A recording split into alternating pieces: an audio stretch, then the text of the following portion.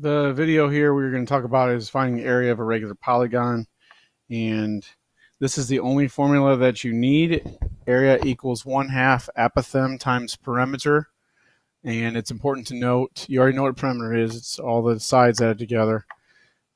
These are all regular polygons, so if you know one side, you can multiply by the number of sides in the shape to find the perimeter, but the apothem is from the center of the shape to a side, and it always makes a right angle. Notice the difference. There's an apothem and there's a radius, and they do look similar. The radius would be if you made a, let's call it a circumscribed circle around the outside of that. Sorry, this one would be a little better. That the radius would be what we know is the radius from the center to the outside. The apothem is a little bit smaller than the radius. So we start out with easy questions and we go to more difficult. So every time, don't come ask me if you don't do this, don't ask for help. Every single time, write down the formula. Area equals 1/2 apothem times perimeter. Hexagon, 6 sides. So the perimeter is 6 times a side. So 6 times 11, which is 66. Plug it in. Apothem is 9.5.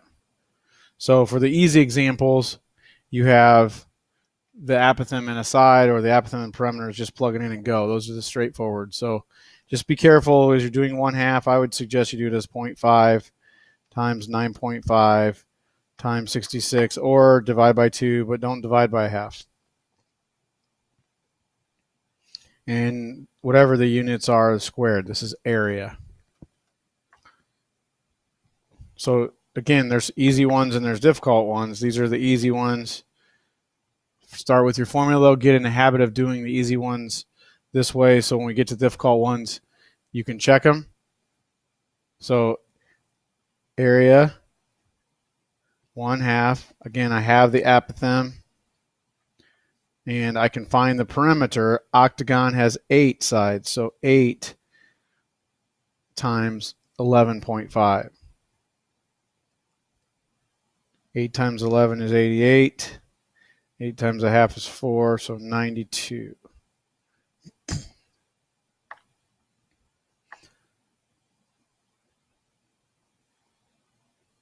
So you just plug in your perimeter here. You could do it either way, but some people do 13.9 times 92 divided by 2, 639.4. Be the same as if you took 0.5 times 13.9 times 92. Use your calculator like a real calculator. Don't hit equals between every single calculation. This one, again, another straightforward one. If you know the apothem, plug it in. Perimeter, 5-sided, perimeter is 50. Straightforward, plug it in, multiply it out. Okay, so there are some more complicated examples, and this is what we will do once we review the 30, 60, 90 triangle stuff. So if I have a hexagon, 6 sides, and I know the apothem is 8 radical 3. Now, right from the get-go, so we're going to use decimals, I'm going to change that to a decimal. So 13.856. Use at least 3 decimal places. So it's 13.856. And I need to find the perimeter, because if I have my 13.856, I need to find perimeter. This is my 1/2 AP, just like every other time. So what do we know about a hexagon? Well, we can find the measure of an angle of a hexagon. There's 6 sides. 6 minus 2 times 180 divided by 6. And that is 120 degrees. So one angle of an interior regular hexagon is 120. So that means when I draw a triangle in here, it gets split into 60 and 60 because this is regular. Now I'm going to take that triangle out of the picture here a little bit and look at it. So this is 60, this is 30, this is 13.856, and we're reviewing 30, 60, 90 triangles in class. At this point, I can, if I find this side, which is that right here, call that my x. If I find that x, then I can find the perimeter because I know I can find the length of a whole side. So we label our triangle 1, 2, and 1.732. I use those more decimal places. So now I can set up a proportion 1.732 over 13.856 equals 1 over x. Now you could find this side, but we don't need to find that side. So to solve that, cross multiply, you get 1.732x equals 13.856.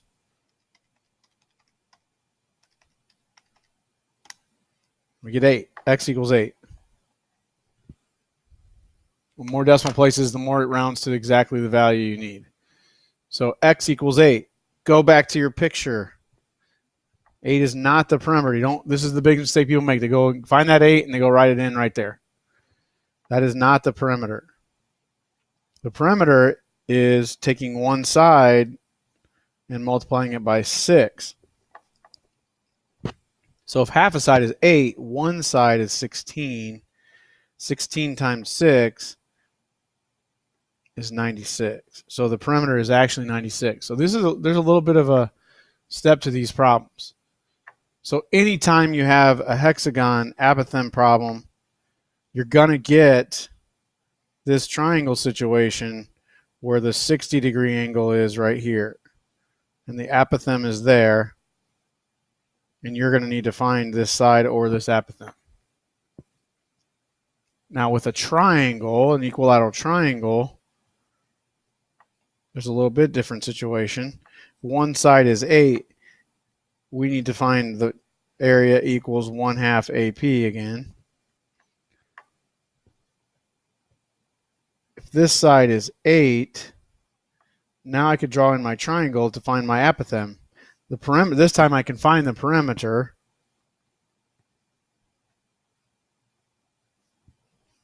Three times 8 is 24. Go back to the picture to find the apothem. Well, if that is 8,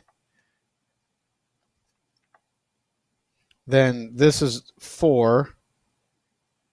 And we also have a 30, 60, 90 triangle because all these angles are 60. So this ends up getting split into 30. Now people get confused here. It's not the same problem as before because now our 30, 60, 90 triangle, if you'll notice, it's turned a different way. So the 30-degree angle is here. And this side is 4. So the side opposite the 30 is my 1. 2 is still hypotenuse, and 1.732. So to find the apothem now, this is why I want to find the apothem. I'm going to call it A for apothem. I write a proportion. 1 over A equals 1.732 over 4. Always worth checking to make sure your ratio numbers line up. I'm going to solve this quick. Run out of time. So I have 1.732 equals 4A.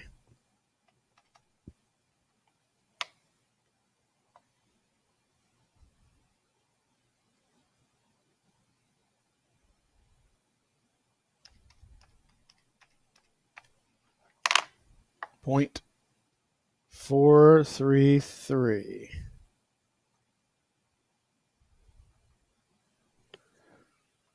And so if you go back and plug in right here for the apothem. Okay, we'll do some more examples. That's it for now.